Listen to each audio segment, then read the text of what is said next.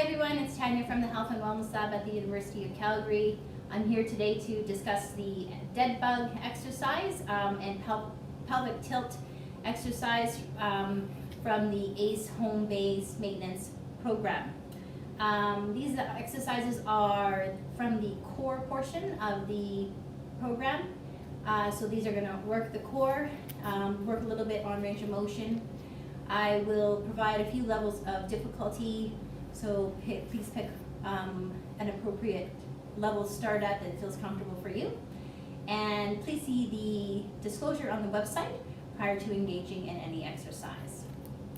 So for the pelvic tilt and dead bug position, you're going to position yourself onto the floor.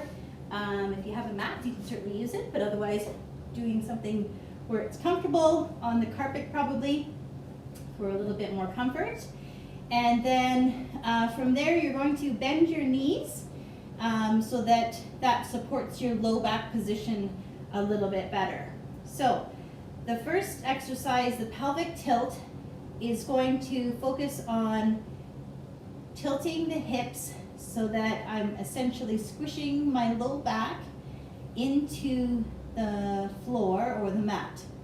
And from there, that's engaging the front of my core here and working the abs there. If I roll out, I create that gap in the low back again.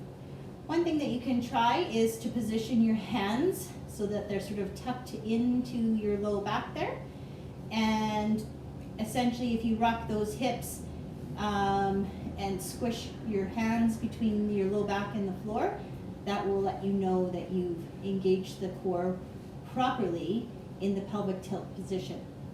So that's critical in order to achieve that. You want to work on focusing on that exercise simply before engaging in the full dead bug exercise. So with that one, you're holding and engaging that. You can hold it for 5 seconds, hold it longer to 10 seconds if it works, and kind of go from there. Once you feel comfortable with that, then we can add in the dead bug. So that's going to include getting that pelvic tilt position, and then we're going to bring the knees up so that the knees are over the hips to start, and then our hands are over top here.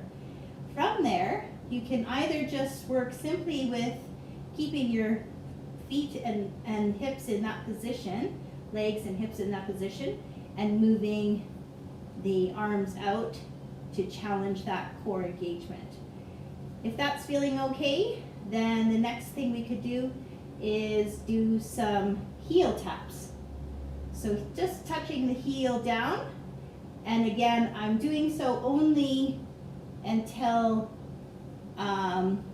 keeping that low back in contact with the mat.